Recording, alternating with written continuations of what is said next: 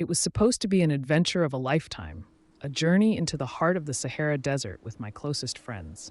Mark, Emma, Jake, Sarah, and I had been planning this trip for months, eager to explore the uncharted sands and bask in the endless sun. The thrill of discovery was palpable, but I couldn't shake the uneasy feeling that clung to me like the dust we kicked up as we walked. As we arrived at the edge of the desert, the sheer vastness of it took my breath away.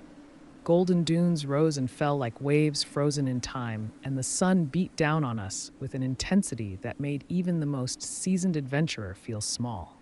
We set off with excitement, the thrill of exploration igniting our spirits. The first few hours of our expedition were filled with laughter and camaraderie. We took turns leading the way, snapping photos of the breathtaking landscape and each other. Mark, always the jokester, mimicked the desert winds, his silly antics breaking up the oppressive heat. I felt the tight-knit bond of friendship that had brought us here.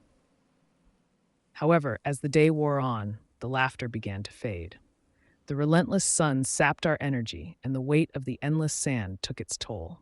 We finally decided to set up camp at the base of a towering dune. The sun dipped below the horizon, painting the sky with hues of orange and purple. It was beautiful, but the beauty quickly turned to foreboding as the temperature dropped and an unsettling stillness settled over the landscape. That night, around the campfire, Sarah shared stories of ancient desert legends. "They say there are creatures beneath the sand," she said, her voice low and serious. "Massive serpents that can sense your footsteps. They lie in wait until they're ready to strike." The others laughed it off, but I felt a chill crawl up my spine. I glanced at the dunes that surrounded us, the shadows stretching ominously. The stories felt real in that moment, as if the desert itself was alive, breathing, and watching us. The next morning, we awoke to a stillness that felt heavier than before. The air was thick, and the usual sounds of the desert seemed muted. We packed our gear and headed out, determined to explore further into the dunes. As we walked, I couldn't shake the feeling that something was off. Each footfall sank into the sand, but I imagined that something beneath the surface was responding, sensing our presence. I tried to dismiss it, focusing instead on the excitement of our adventure. Hours passed, and we reached a particularly steep dune. Mark, ever the daredevil, suggested a race to the top. We laughed, the camaraderie lifting my spirits, and soon we were sprinting up the slope, kicking up sand behind us. But as we reached the top, the laughter died. Below us, the landscape stretched endlessly, a sea of undulating sand.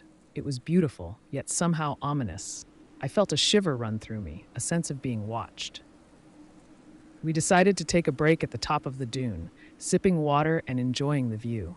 That's when we first heard it, a faint rumble beneath us, like the growl of a distant thunderstorm. At first, we exchanged confused glances, thinking it might just be the wind. But then the ground trembled again, stronger this time. "Did you feel that?" Emma asked, her voice tinged with uncertainty. "Probably just a little quake," Jake shrugged, but I could see the worry etched on his face. We descended the dune cautiously, the uneasy feeling settling in our stomachs.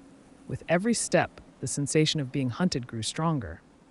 But I tried to push it aside, attributing it to exhaustion. As the day dragged on, we pressed deeper into the desert. The sun beat down relentlessly, and with every step, I felt the weight of the sand beneath me. It was as if the earth itself was alive, shifting and undulating, reacting to our presence. Then Sarah let out a sharp gasp.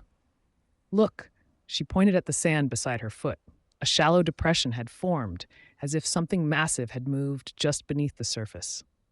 We all froze, exchanging nervous glances. "Okay, that's weird," Mark said, his voice wavering slightly. "Let's just keep moving," I suggested, trying to maintain an air of confidence. But deep down, the primal instinct to run was building in my chest. As the sun began to set, we found a small oasis, a patch of palm trees surrounded by sparse vegetation. Relieved, we decided to set up camp for the night, but the strange rumbling continued, echoing beneath us like a heartbeat. The stars sparkled above, but the beauty of the night was overshadowed by the growing dread that something was lurking just out of sight. Night fell, and we gathered around the campfire, attempting to shake off the fear that had settled over us. Jake suggested playing a game to lighten the mood, but every rustle of leaves or shift in the sand sent us glancing over our shoulders. "Let's just stay close to the fire," I murmured, my instincts on high alert. As the hours wore on, fatigue began to set in, and one by one, my friends drifted off to sleep. I remained awake, scanning the darkness, listening to the sounds of the night. The air felt charged, and every small sound felt magnified, as if the desert itself was alive, breathing and watching. Suddenly, a blood-curdling scream pierced the night, shattering the stillness. I jolted upright, my heart racing. The others shot up, confusion and fear etched on their faces. "Sarah!" Emma shouted, and we all scrambled to our feet, searching the darkness for any sign of her. The ground rumbled violently, sending sand cascading down the dunes. My heart pounded as the darkness seemed to shift and ripple. I caught a glimpse of something massive moving beneath the surface, a shadow darting beneath the sand. Panic gripped me, and we called out for Sarah, but the only response was the unsettling silence that enveloped us. "We have to find her!" Mark yelled, but even as he spoke, the rumbling intensified, shaking the very ground beneath our feet. We began to search frantically, calling her name, but it was as if she had vanished into thin air. The horror of it sank into me like a heavy stone. We stumbled back to the campsite, fear and desperation clawing at our throats.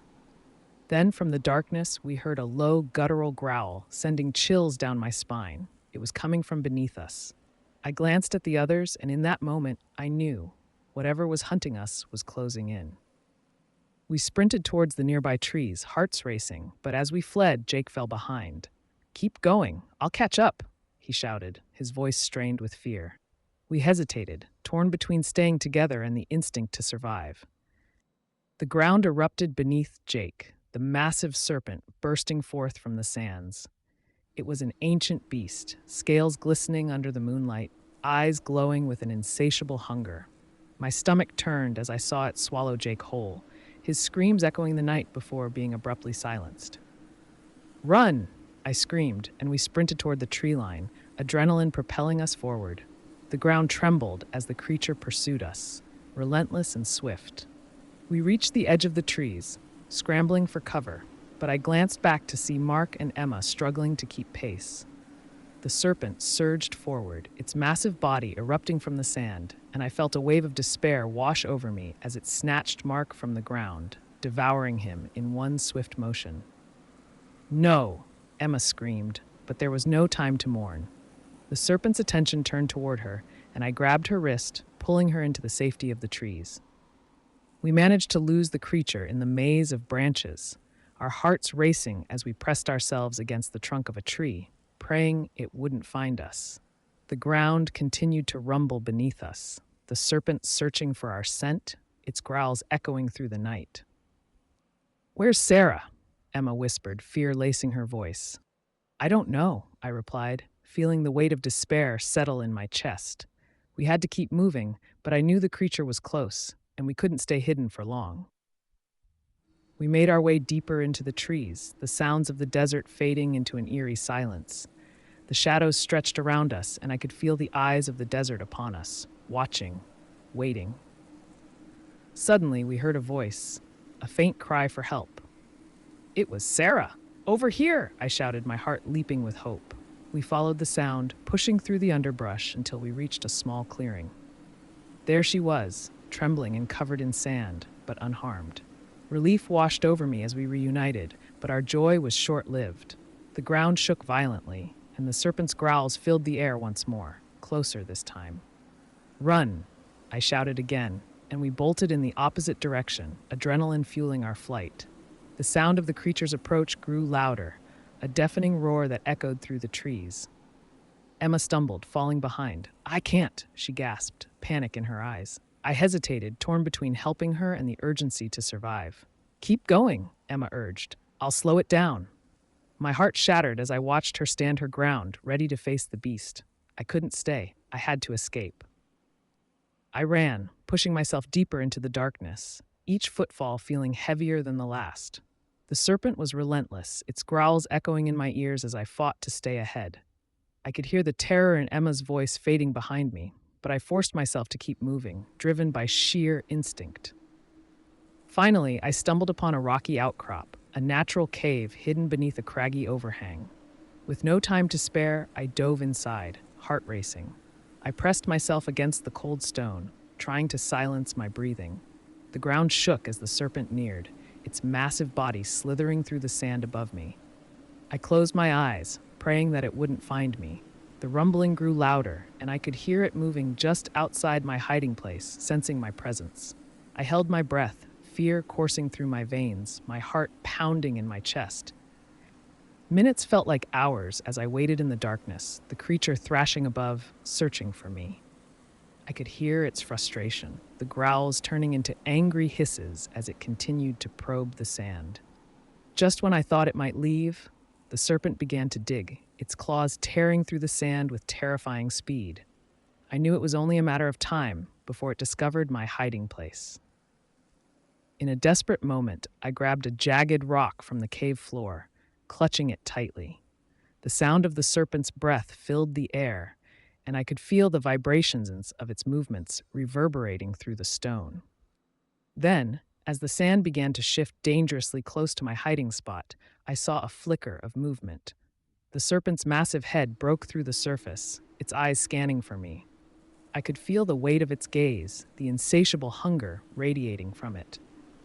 With a surge of adrenaline, I lunged forward, brandishing the rock and striking at its snout. The serpent recoiled, letting out a deafening roar that echoed through the night. I seized the moment to escape, scrambling out of the cave and sprinting into the night. The creature thrashed behind me, furious and relentless. I could hear it crashing through the sand, but I refused to look back. I ran as fast as I could, the pain in my legs ignored as survival instinct took over. Finally, I reached the base of a massive dune, and with one last burst of strength, I climbed to the top. I turned to look back, the sight of the serpent emerging from the sand filling me with dread. It was massive, a nightmare made real, but I knew I had to keep moving. I scanned the horizon, searching for any sign of life, of hope, and then I saw it, a distant glow, the flickering light of a campfire. My heart raced, and I took off down the other side of the dune, the promise of safety driving me forward. As I ran, the serpent followed, but I could feel the distance growing between us. I pushed myself harder, fueled by the fear of being caught. The sound of my heart pounding in my ears drowned out everything else. I stumbled into the clearing, bursting into the circle of light. I found myself face to face with a group of campers, their surprised faces a mix of confusion and concern. I collapsed to the ground, breathless and trembling. "What happened?" one of them asked, but I could hardly find the words. I looked back towards the desert, the sound of the serpent's growl fading into the distance, my heart still racing. I had escaped, but the nightmare of the desert would haunt me forever. The memories of my friends, the terror we faced, and the ancient serpent lurking beneath the sands would never fade. As I sat there, surrounded by the warmth of the campfire, I knew I had survived, but at a cost I could never forget. Thanks for joining me on this harrowing journey through the desert, in Beneath the Sands, the Serpent's Hunger. If you found this tale gripping and chilling, don't forget to hit that like button and subscribe for more spine-tingling stories. Share your thoughts in the comments below. What would you have done in this situation? Until next time, stay curious, and remember, sometimes the scariest monsters are the ones lurking beneath the surface. Keep exploring, and see you in the next video.